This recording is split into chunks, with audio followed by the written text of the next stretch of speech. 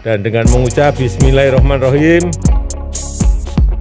Bendungan Kuningan di Kabupaten Kuningan, Provinsi Jawa Barat, saya resmikan.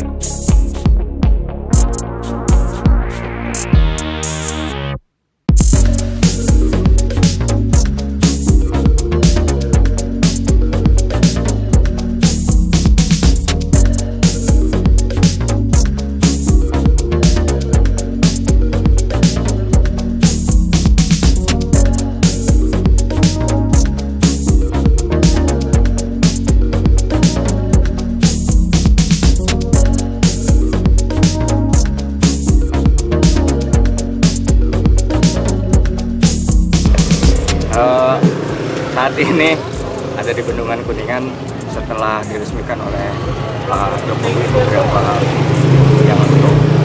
Suasananya ya seperti inilah, lebih ramai daripada biasanya.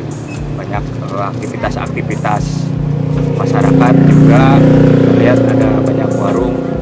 Pokoknya sudah mulai ramai lah. Mantap lah pokoknya. Dibanding